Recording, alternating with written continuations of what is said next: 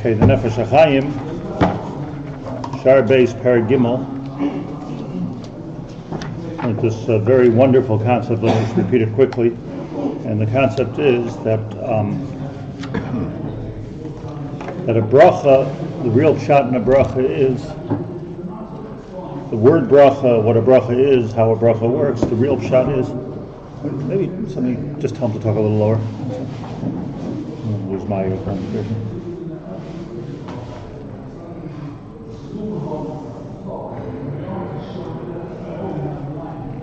The real pshat in the bracha is that we're in a world of teva, in a world of boundaries, in a world of tzimtzum, but it all is supercharged and energized and created on a regular basis from a world which is, on top of all that, a world of infinity. And the pshat in the bracha is what a bracha means is it's a way of bringing infinity into our world of tzimtzum, in our world of gvulim. Which I mentioned last time, I want to mention again, it's just a fantastic thing to think about. It's not like a little academic point, it's just a fantastic thing to think about whenever we do a mitzvah, whenever we make a bracha specifically. Whenever we daven, what we're doing is we're taking, just look at the person himself. The person's a goof, which is full of limitations. We can only run so fast, or walk so much, or understand so much. But the neshama is without limit. So there's an access from the limited to the unlimited. It's like a fantastic thing that you can bring the bli gvul into this world. This is the idea of miracles. You're not meshabeh to teva. Ein simcha lanes. We don't do this l'chatchila. We don't bring miraculous things into this world or infinity into this world because the world's meant to be finite. But that koach is there, and it's a koach which rests specifically on the Bnei Yisrael to do. So, having said that, I'll just give you a little introduction to the end of Perek Gimel. Or Nefesh Hachaim, his lashon is L'chein kavu anshe knesses hagdola hanusach shel kol birchos hamitzvos b'lashon noichach v'nister. That you find a strange phenomenon in the words of the bracha. Bracha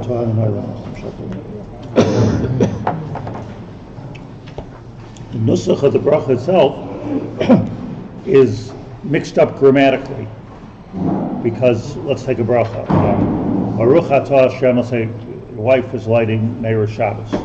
Baruch atah Hashem Elokeinu melech haolam asher kitzanu b'mitzvosav v'tzivanu lahadlik ner shel Shabbos. What's going on? That's the lashon of the Anshe Knesses Hagdola. Baruch atah, when you say atah, so that means nochach. I'm talking to you. How are you feeling?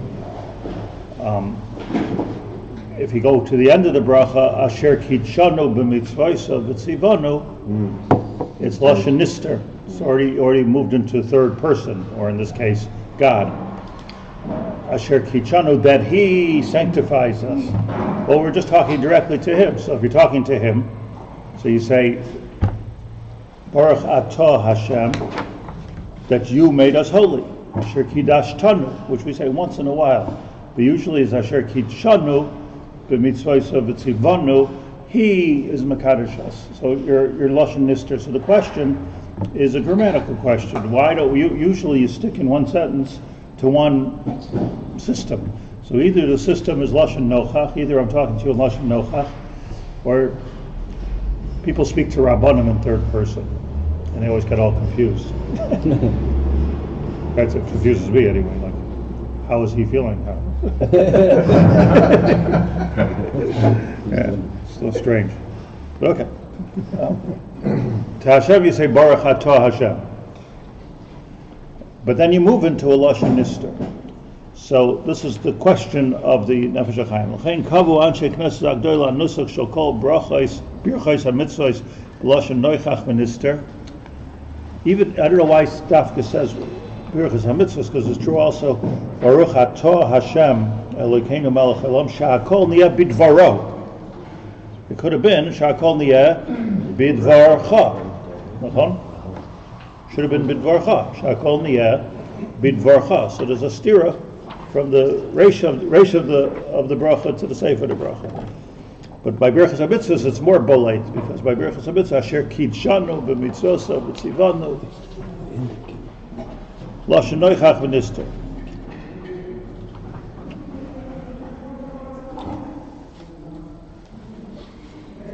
So let me tell you something first of all.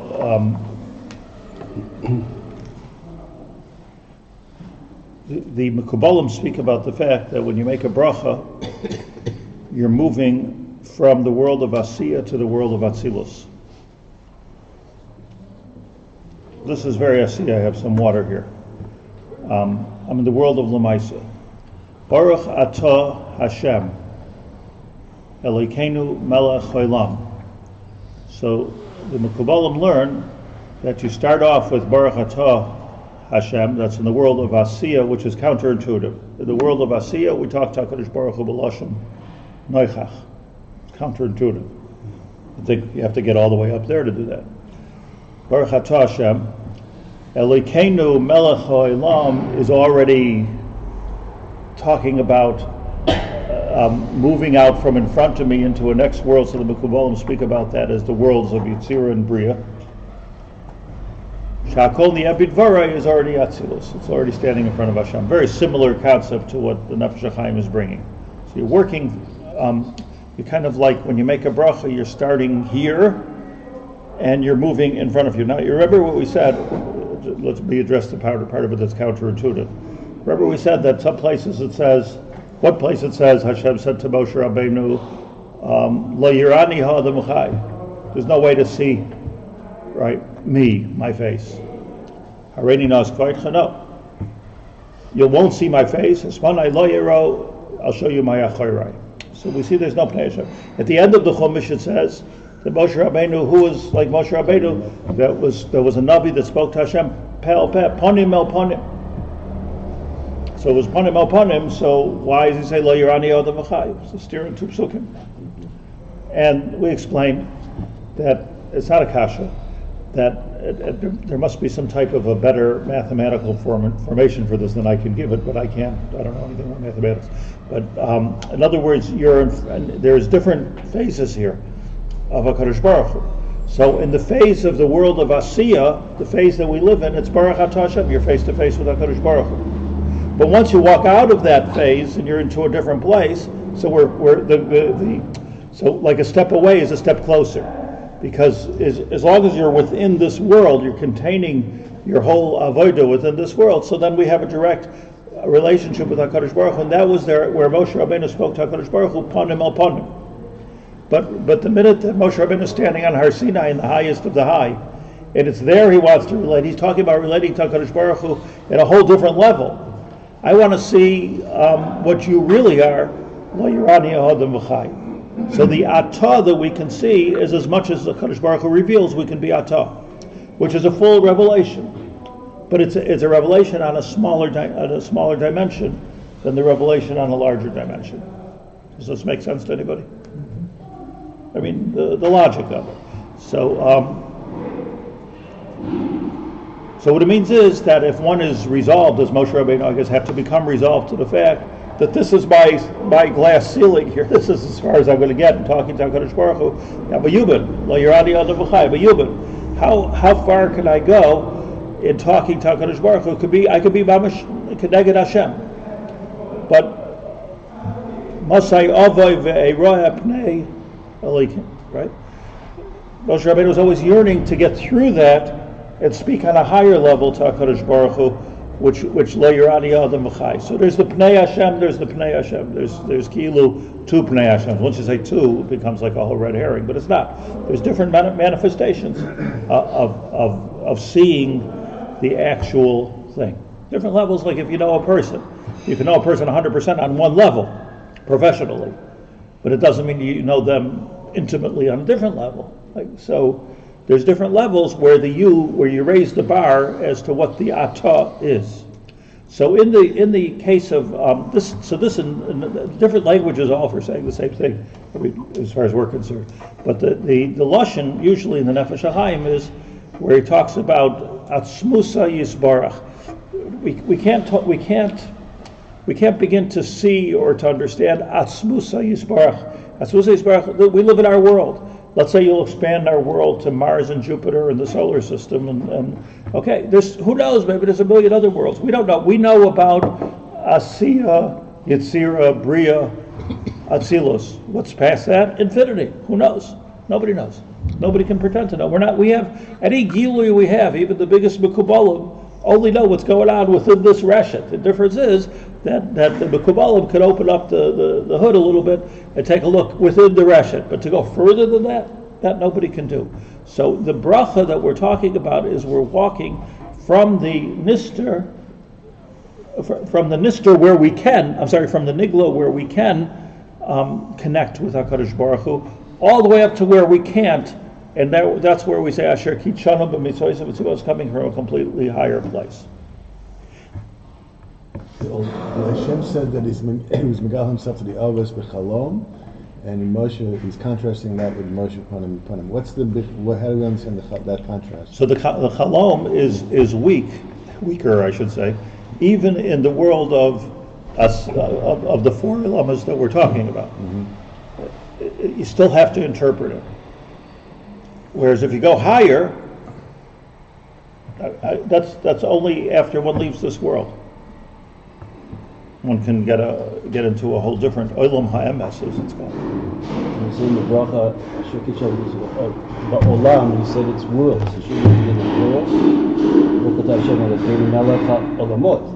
Why would it just say? Because always in Kabbalah that Asiya, Yetzirah, Bria, Atzilus is the olam. That's olam hazeh, believe it or not. Meaning that it's not. It's all inclusive. Right. So if a person wants to understand the world of Atzilus, it's not out of this world. It's because every time you daven Shaar Bet, we're obeyed lifnei Hashem. But I just want to stick to the simple thing that we can understand, because I'm just saying words that I don't know if I understand myself. But that a person is davening Shaar Bet, they're a finite being using the infinity within them, which is their neshama, to connect with an infinite being. And it's a difficult connection there. It's a difficult connection, but it's a connection which is just amazing, because then one brings the attribute of infinity into their life and into their world. So, and this happens this is described and happens every time we say a bracha. I want to bring you all the Mefarshim on this bring the lashon of the Rashba. Let me just, the Rashba's he brings it here, but it's in Shiloh's and Shuvah's Rashba, Chelek Hey Nun Beis. Let me just read you the lashon to get a little bit easier. The Rashba, by the way, like we know the Rashba, the Gemara, but the Rashba is a huge Mekubal. The Rashba, the Rabbi, the Rashba is the Talmud of the Rabbi. Huge Mekubal. So the Rashba says like this: Oit Shalta, you asked me this question. Lama Nasaki Nusach HaBracha is Machse Nimsa or Machse Nister. Why half of the bracha is in front of us, lashon the Rashba, and half of the bracha is benister, hidden from us, as I just described.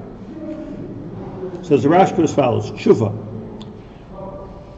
Often the Rashba says, if you go through this series of tshuvas of the Rashba, so he starts off, which is, I believe, where the phrase came from, Ein lanu esek b'nistari. Like, I can't describe what's above this point, but up until this point, I can describe it. So tshuva. You should know, ki yesh l'chol bal chachma soid, yesh l'balei chachma boi soid nista. The Mekubalim have a deep understanding of the bracha. Ein lanu kan esek b'nistaris. We can't go further than v'amnam. Yesh tam nigla v'gadol hatoyelos, but there's a revealed reason for the structure of the bracha.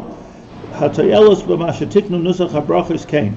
Ratzleimer b'nigla v'nister. There's a lot to learn from the fact that a bracha goes b'nigla or b'nister. Lefi shekvar yadata sheshnei yisodos yesh aleim nivna kol. Everything is built on two simple foundations. Ha'echad. First of all, we have to know there's nothing in this world that doesn't come from Hashem. Everybody knows that. The second thing is so you hear how he's dividing it? We know everything came from HaKadosh Baruch Hu, but we don't understand HaKadosh Baruch Hu. So what do we see? Remember I said a couple of days ago that it's like Rabbi Akiva. He saw the moon. The moon you can see the reflection, but you can't see the sun. You can't see the ore itself. So we can see the reflection. So pshat, you can see my back, you can't see my front. See the kesher shel tefillin.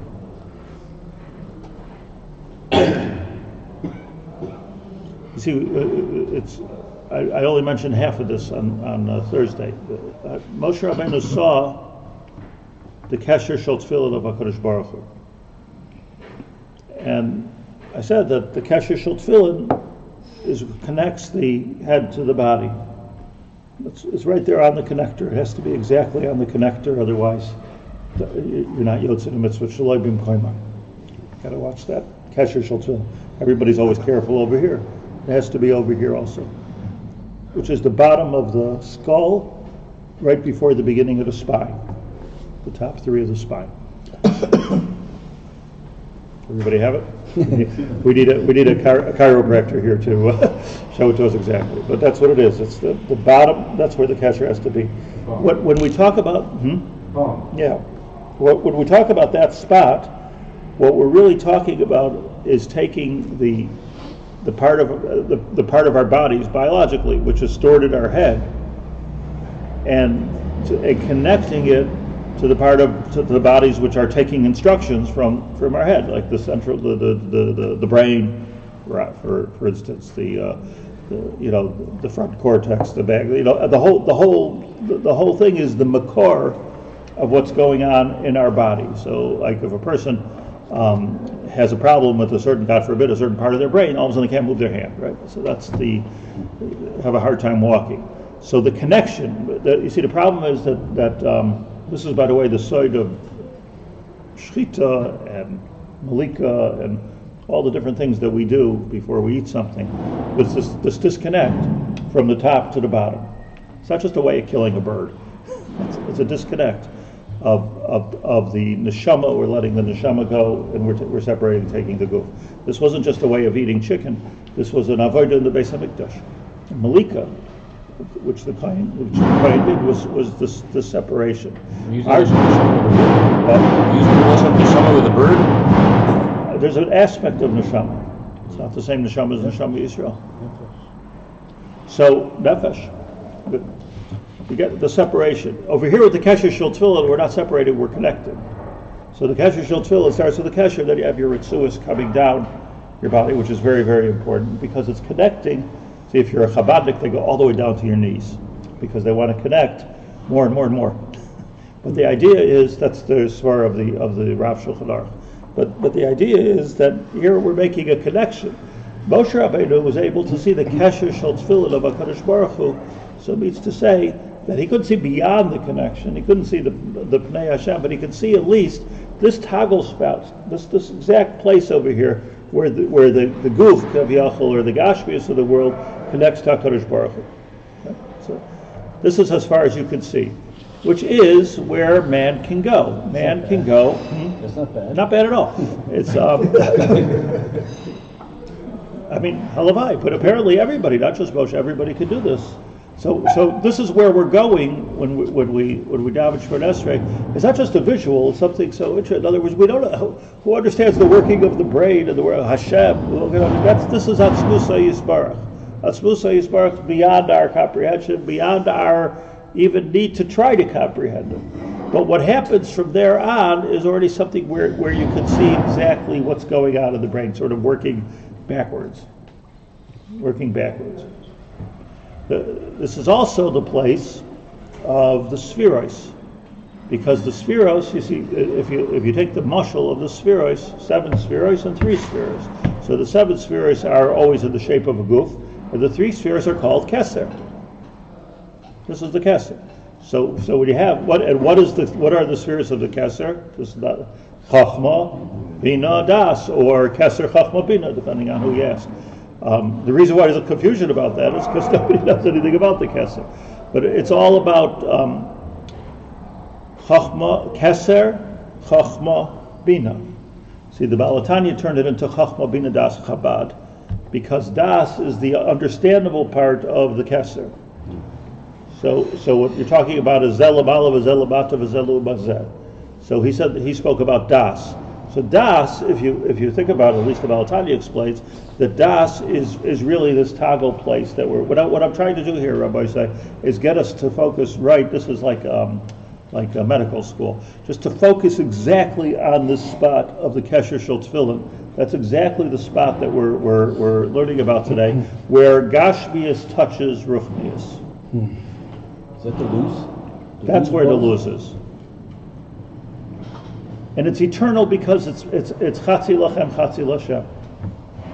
Where does it say that Lashon Chatzi Lachem, Chatzi Lashem? Yontif. Asher Kidash Todu b'mitzvosecha. Kidash Todu, not Kidshodu. Kidash Todu. There's a noichach in there. What's the difference between Noichach and nister. Chanu is that he did it. Kiddush Chanu is that you did it. Kiddush Right, that's Yontif. I talk. Yontif. That's Yontif. That's Yontif. reflexive. You were Mekadesh. Just talking the Lashon of second person. Mamash Yontif. And that's why by Yontif we say Mekadesh Yisrael leHazmanim. We don't just say Mekadesh HaShabbos, Mekadesh HaPesach, Mekadesh HaZmanim. Mekadesh Yisrael leHazmanim. There's a Kedusha of Yontif, where the Atzmius of HaKadosh Baruch Hu actually comes. Yontif is very, very special. Sheniske, to understand what Yontif is. But what we're focusing here is, let's call it, as you say, the luz. Let's say that's where the luz is, which is the top and the bottom, and it's Chatzi Lachem, Chatzi Lashem. And this luz, because of its eternal nature, will never get destroyed. So says the Gemara. Because something which is ruchnius doesn't get destroyed. The body ultimately gets destroyed. So what we're talking about with the bracha, which says the Rashba, is there's part of it that we understand and part of it we don't understand. Very simple. And we move that way in the bracha until we get to gets all the way down to our cup of water or our mitzvah. That's what we're doing. Because Rashba, she'eina mitasa yisbarach museges gam im la'atzmai yisbarach levad v'hu b'mtsiyusai nigla lakol. Interesting language. Somehow that there's a part of HaKadosh Baruch Hu which is nigla lakol. We all see it.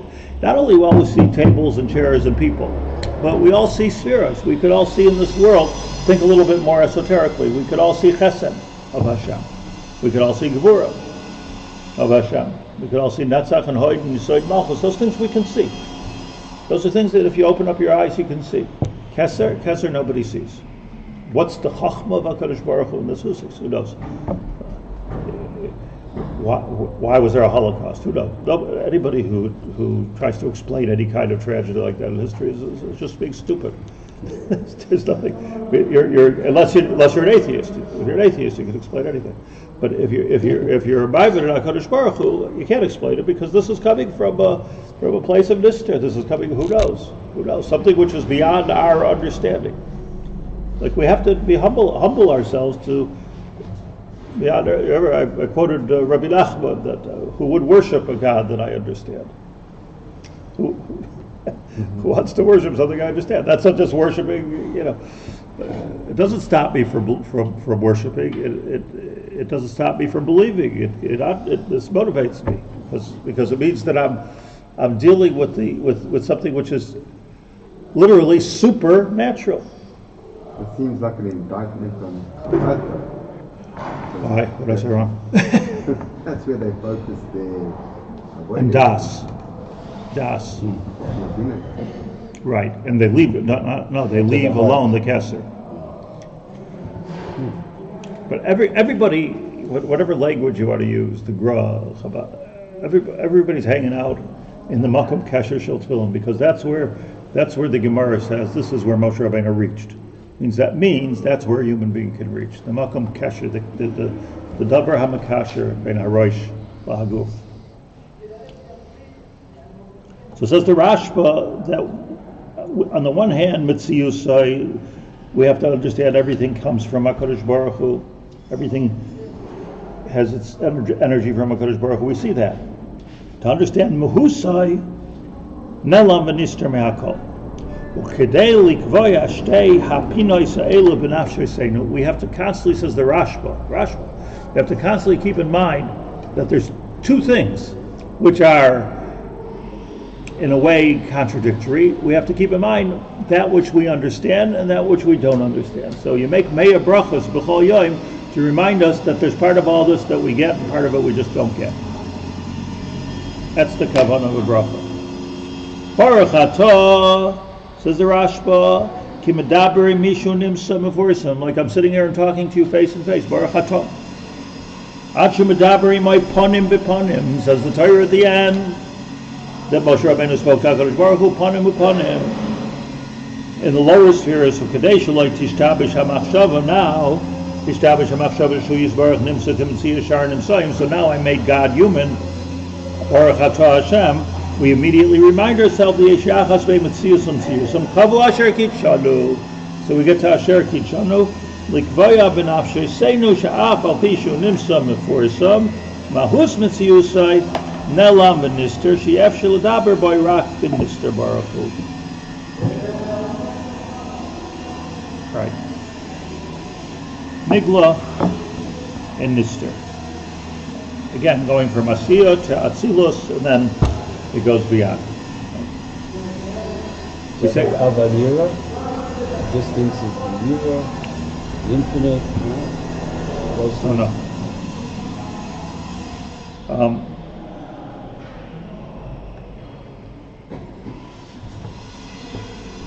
Just want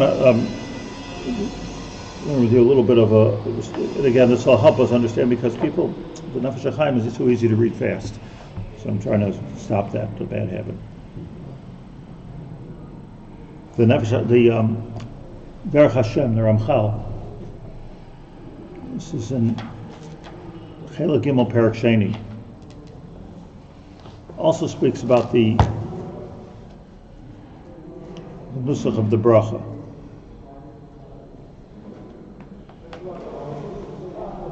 And he says, V'hinei, Gozar v'chokak, shebahaskir bruav eshmoi, yimoshech lahem imeno ha'ara v'hashpa. Another step inward. We have to say, the halacha is, Kol bracha she'ein lo shem u'malchus einoi bracha. Baruch atah Hashem, Elokeinu melech ha'olam. Just focus on that for a second. Malchus is the lowest place that Hashem permeates. Yeah, Malchus Shelchahi, but Malchus is when the Shechina Mamash hits the ground. That's what Malchus means. Malchus, Lashon of the Zayar, Malchus, and it's the bottom of the spheres. So when you see Malchus, it means the whole world is working. The birds are chirping, the world is turning. This is Malchus. So, Melech Ha'olam, the Shem, is talking about the different aspects of HaKadosh Baruch Hu, the different midas of HaKadosh Baruch Hu. We learned Yud Kei Vav Kei is the Shem of Rachamim, Elokeinu is the Shem of Din. So, Kol Bracha She'ein Bo Shem U'Malchus, one has to recognize the Malchus, one has to recognize the Shem, Einoi Bracha. If it doesn't have those two components, it's not a Bracha. So says the Ramchal, V'hinei Gozar v'chokak. Kadosh Baruch Hu is Gozer and engraved in this world. Shebahaskir brua v'shmoi, that whenever one of his creations, that would be us, are maskir es shemoi, the Shem Hashem, yimoshech lohem mimenu ha'ara v'hashpa, by saying the Shem, we are bringing down a certain hashpa into this world. What a koach. Ki inyan shenamar, says the Ramchal, this is not Kabbalah, this is a Mefurish pasuk in Shmos. B'chol hamakim asher askeh shmi avei elecha uveirachticha. Wherever, it says in Chumash, wherever, a shtickle like instruction there in Chumash that we could read up and we could gloss over too quickly. Wherever you say my name, I will come through that name and I will bless you. Meaning the Shem Hashem is where the infinite can crawl into the finite. Ulam, that's the Ramchal, but you got to know this. Kafi Hashem shiaskiruhu v'yikaruhu ba, according to the name that you use, Hashem, Elokeinu, Shakai, That is what you are bringing into the world. See, we say Hashem, which is pretty generic. It's a generic term. It can mean anything. But Baruch Atah Hashem. But if you think of the Shem of Adnos, is when we really say a bracha. Say Baruch Hashem. We say it all day long. Baruch Hashem, Baruch Hashem. Which Shem? Which Shem are we referring to?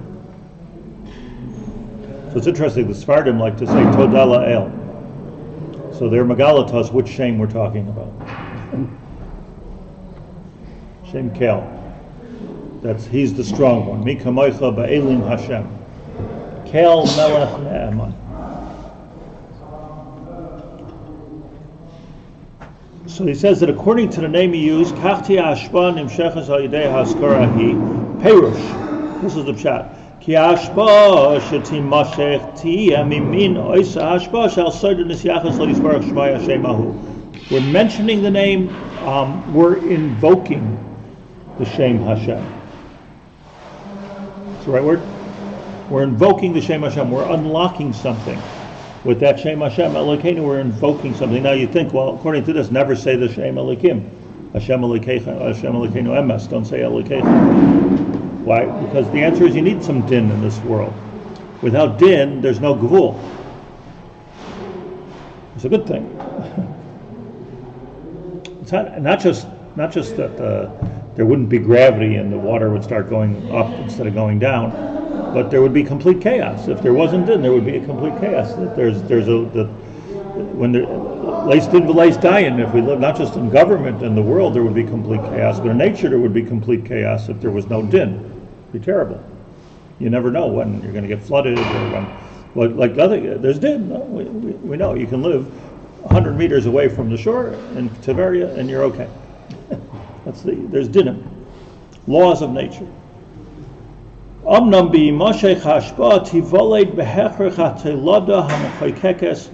see why the Kohen Gadol was saying the Shem HaMefarish on Yom Kippur.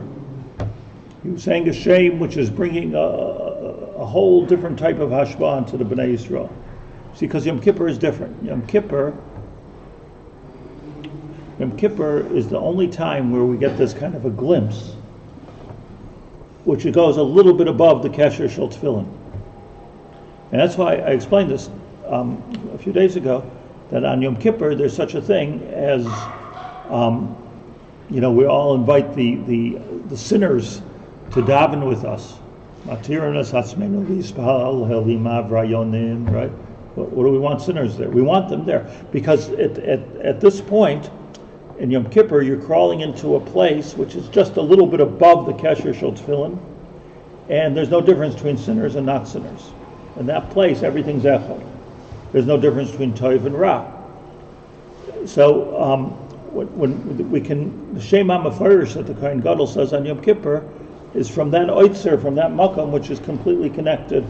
Toiv and ra is all one. Is that Bria? It's higher. There's higher than Atzil. It's higher. So higher is that there's no chiluk between toiv and ra.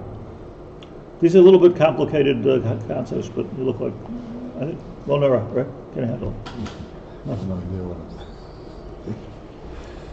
See, this is a good example, like how we can talk about something for a half hour, have no idea what we're talking about.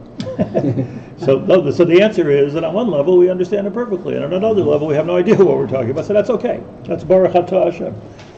That's exactly the Baruch Atah Hashem. But on this level, you could understand it. You push the thing up on the guitar, we can't play anymore. Like this is the level that we can understand, and mathematically, however you want to take it. You can imagine it a little bit, but basically we can't really understand it. So what we need to understand is that there is a place which we don't understand, and in that place there's no tov v'ra, there's no or b'choshech. All those things came about in the Bria. So on Yom Kippur you can crawl above. So okay, Kohen Gadol says, okay, I'm going to say the Shem HaMefarish. I'll access and invoke a Shem which nobody can say any time except for me and the Kodesh HaKadoshim, and bring more infinity into this finite world. And this was the place, by the way, this was the makom where HaKadosh Baruch Hu said to Rabbi Yishmael b'lini borcheni. This is where it was. It was nichnas lefnai lefnim, which must have been on Yom Kippur. And he said, Yishmael b'ni barcheni, bring some of the infinity. So, okay, let's work this out with the Shemos, Elokeinu, Hashem, let's work it out. So whatever comes into this world will come in an oifen atayv. So let me just finish this Ramchal. Amnam bi mashech hashba tivoled behefer chatelada amchoykekesla. V'yispashet ha'inyan b'chol yishtalshus min harosh v'ad soif. Now you've put something into this bria coming down to us, which is completely new. Moshe zacharnu v'hinei higbila hachachma al yonas ha'inyan b'gvulas yiduim u'tznoim yuchadim. So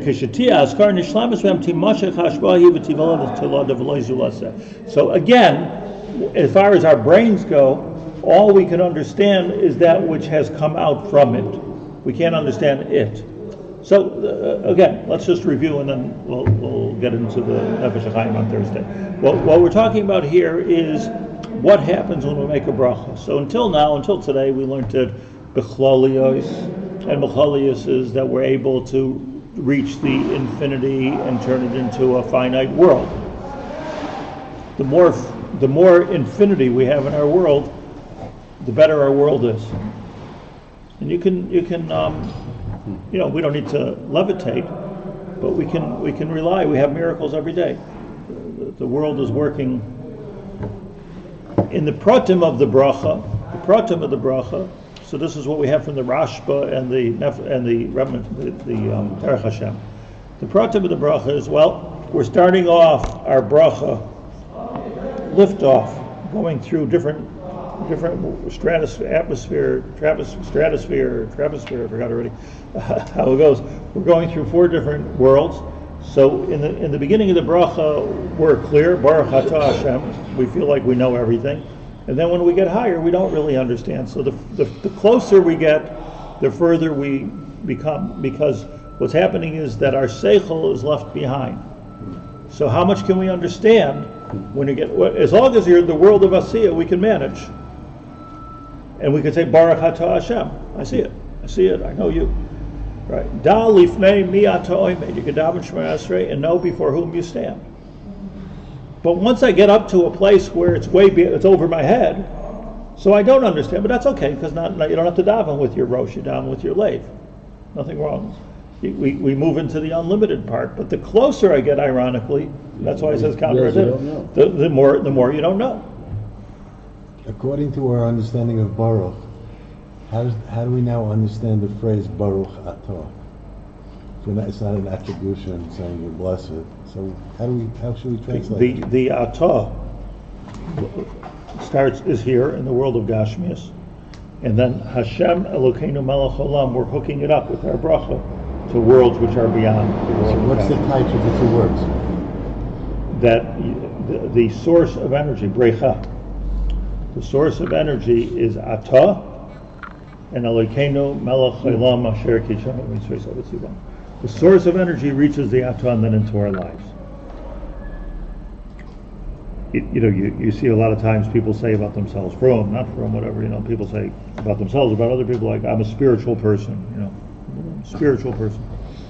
So I always wonder what that means. To some people it means they're a little flaky. What does it mean? It means you daven b'kavana, you know how to learn. What does it mean to be a spirit? What do you say, David? What's the types? What do people mean when they say that? It means they came from the 60s, that's what. That means they took too many drugs. Rabbi Kessin says it means that I'm not involved in so much of the physical. Oh. I said yesterday in Shul, they're into Parshas Yisroi, not into Parshas Mishpatim. They're not. So let's say what it really should mean to be ish ruchni is that, do I have an aspect of if I don't have my feet on the ground, I'm not part of this world. So I'm silly. You're not, go be a malach or something. That's not what you're made for.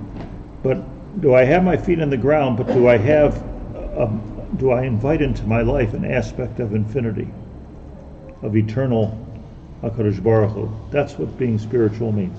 Spiritualizing something is taking something which has boundaries, and I'm saying, well, there's a part of me which knows no boundaries.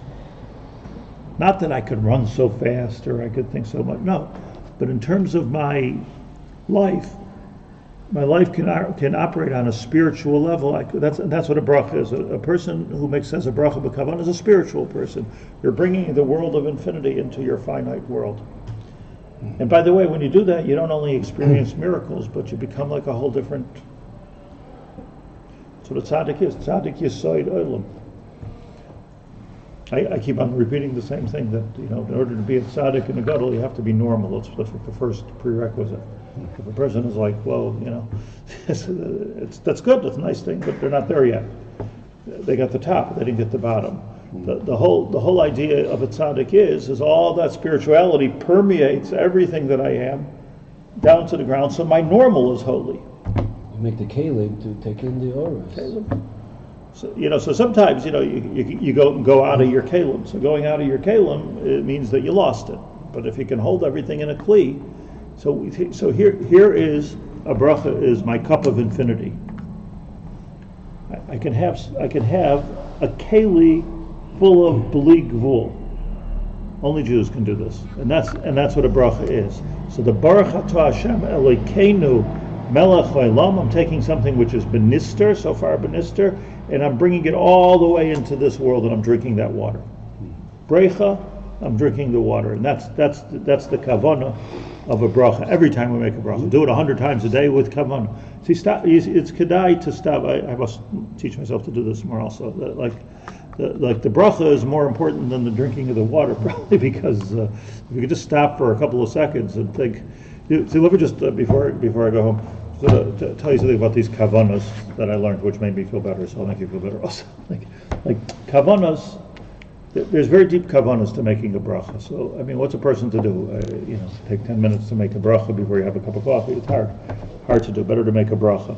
But the thing with kavanas is like this. If you go through it, my own personal discovery, that if you think through a kavana very thoroughly once, then every time you'll come to that place again, it goes like that automatically. I remember before I started wearing a talus, like the day I got married, I started wearing a talus. So when I put on talus the first time, I went through a lot of the different kavanos. Not as much as I could understand at that time. Like, what does it mean to put a talus on? So you put on the talus and you wrap yourself in the talus, and at that point you are completely enveloped by HaKadosh Baruch Hu. B'satefa lai ruchi. So a person can imagine for a second that I'm completely surrounded and enveloped without a chatzitza, without a hefsek. I'm completely surrounded by HaKadosh Baruch Hu. I'm completely protected by HaKadosh Baruch Hu from any element on the outside. It's me and HaKadosh Baruch Hu. It's a beautiful kavanah. So I heard the first time I put on my talus, this is the morning after I got married, the first time I put on my talus, I went under there, and I was thinking about this, and it was such an interesting thing, but it took me a long time to think about it. I don't know if you know, in Muncie, Rabbi Tendler, so he happened to be davening right behind me, and without realizing it, when I went like this, I was an amateur, I slapped him in the face. So I was under my talus for about 2 or 3 minutes, and then he pulls it off, he says, Meshigana! Would you fall asleep under there? Like he's but the point was, I was having very deep kavanas. So I had this talus, but the thing is like this, that once your brain goes through that process, so now every time I put on my talus, it's that whole kavana's there in a second. Just have to go through it once. The same thing is like if you make a bracha properly once. We're not holding properly yet, but we have a hasaga. You make a bracha properly once. Every time you break a bracha, you can say it fast. It doesn't. You don't require the whole, because the breakthrough happened already. So your brain is right there, and it just has that kavanah. It's an automatic kavanah. It's like a snapshot. It's not a process any longer. It's a snapshot. So I'm just giving us all a little bit of chizuk that if we can do the avodah but once properly, so then the avodah becomes integrated in our life on a regular basis, and that's true of every kavanah and every mitzvah. Just get it right the first time. Let's see. Okay, thank you very much.